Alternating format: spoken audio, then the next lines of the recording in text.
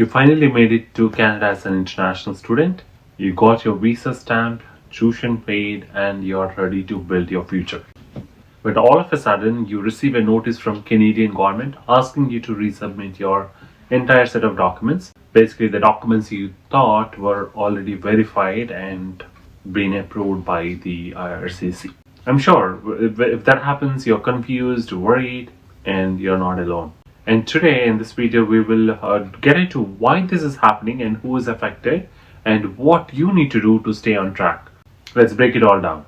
And if you've seen in the news, and here's what's causing all the buzz. Recently, IRCC started reaching out to international students, and this surprised me, and most of these students are from India, where they've been asking them to resubmit some of the crucial documents as part of their student application.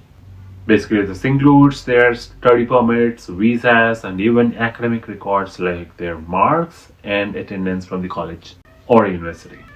Now, this isn't just a routine check. It comes after IRCC reported finding over 10,000 fake acceptance letters, and that all happened only in this year. And most of them are linked to the Indian students. And these fake documents have pushed the Canadian government to scrutinize records more closely, even for students already in the country. And we have seen cases of about 700, 800 students like that, right? So it did happen in 2023 for sure. And as you can imagine, this has left thousands of students feeling blindsided. And to understand why it happened, and we need to look at bigger picture of it. Canada has definitely become a top destination for international students in the past few years, and this has attracted a lot of Indian students. In 2000 alone, over 300,000 study permits were issued only for this country alone. While this is great for Canadian economy, it has always been, and diversity, some may complain about India representation. While all that is happening, whether it's good or bad, it's open to fraudulent practices for sure. For example, fake consultancies in India have been issuing forged documents like admission letters to students who didn't qualify. And this could probably be happening only from specific states in India. It may not be across the country. And if that is discovered, this creates massive issues for both the countries, Canada and of course India, and also those students who are involved in it. And the recent IRCC's crackdown is also aimed at weeding out these bad actors, of course, and that's what they've been talking about in the last few months. Unfortunately, this also means genuine students are caught in the crossfire, having to go through additional checks. Well, they may have come with a genuine offer letter, they may be studying, going to college or university every single day, or maybe complying with the number of hours they're working every week. Whatsoever, but still they have to prove themselves, right? So if they have been called out to resubmit those documents, you're nobody's exception. If you've been asked, you have to submit. Let's understand who is affected. Well, the entire focus seems to be on Indian students, as per the news that we have seen. Particularly, this is from the Gujarat and the Punjab, and the fallout could potentially impact any international student. And if it is happening in any other states that we are not aware of thus far. And if you have recently submitted documents through an agency or consultant, there is a higher chance you could receive a resubmission request. And this isn't just about fake acceptance letters either. IRCC may also request proof of tuition payments, consistent academic attendance, and even bank statements to verify financial stability, because there have been a lot of complaints by the locals that international students have been forming queues to access the food banks for free food, citing affordability as a concern, because when you come into the country, you're required to show about $20,000, stating that you can come into the country showing your affordability to live and pay tuition and the next year as well, right? This is more like an opportunity for IRCC to scrutinize that aspect of concern as well. So what could be the concern aspect is that students with valid visas, some of which are good for another 2 years, are being asked to prove they're legitimate. So if this happens to you, let's understand how you should respond. First and foremost, don't panic. Receiving a resubmission request doesn't automatically mean there is an issue with your documents. There could be sampling, and you could be one of it in the sample size, right? So here's what you should basically be doing. Read the request carefully. Make sure you understand what IRCC is asking for and the deadlines to submit your documents. And secondly, gather your originals. If you submitted the documents to a consultant, ensure you have access to the originals. I'm sure once you get your visa application approved, you can always transfer that into your account. You can create a GCK account and then key in whatever essential details that they ask for, and you can push that file into your personal account. The vendor or the agent cannot hold it for you.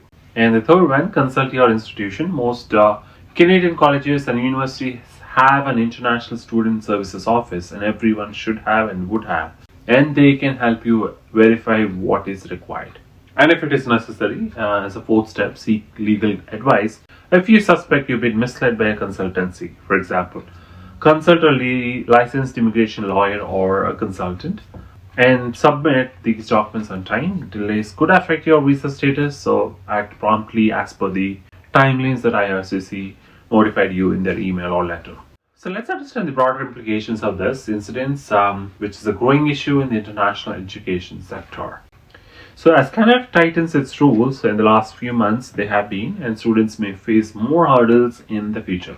For example, the government recently introduced stricter financial requirements and limited work permit eligibility for spouses of international students. And those are especially applicable for the ones who are in the colleges as compared to universities. Or rather, I would say, those who are studying masters than colleges. And these measures have been aiming at managing the surge in the student numbers, but they also make the process more challenging for the genuine applicants. And this means that transparency and diligence will be even more critical moving forward for both the students and the institutions that accept these students. Well, how can you avoid these issues? So let's talk about the prevention part of it. If you're planning to study in Canada or are already here, so you have to follow these tips. Always work with licensed consultants. Verify if their immigration consultant is licensed by the IRCC. And the consultants submit all the documents that you have submitted to them, right? So ensure that you double check. Don't rely solely on an agency. Even before they file their application of yours, walk through, get on a video call, walk through all the documents that they uploaded in your file, verify it, see if it is correct or not, then give them a consent to go ahead and file your application. Don't rush on it. And keep copies of everything over an email or documentation. Maintain a personal record of all your submitted forms, the payments, and the correspondence with IRCC or your agents or consultants. And you always stay updated. There's a lot of information on websites, a lot of information that IRCC publishes on this site, so you just cannot rely on someone's guidance blindly. You also should be investing some time in researching all of that part of it by yourself. So stay updated, because policies have been changing completely, very rapidly. So until the elections come over, you never know when they may come over, so these changes will keep coming over and over. So stay updated always. So let's also understand what does this mean for the future, especially for the students already in Canada. Staying compliant with IRCC's request is absolutely key. And for aspiring students, this is a wake-up call to be more cautious when you are applying for the student permits. With whatever chaos that's going on, but still Canada seems to be the best destination for international students, but the path is becoming more rigorous. It's not going to be easy. I see consultants still saying there are easy pathways for PR and all, but at the moment it's easy. Don't go and rely on them. And I've seen those consultants are the ones who speak only in one specific language to lure people. So be careful about them. And if you received a resubmission notice, treat it as an opportunity to clarify your status rather than a setback. And remember, there's always help available, whether it's through your institution, your college or university, or a legal advisor or community forums. Have you been impacted by this recent IRCC policy? If yes, share your experience in the comments, and I would love to hear from you. And if you found this video helpful, give it a thumbs up and subscribe for more updates on studying and working in Canada. And thank you for watching Rich Tales.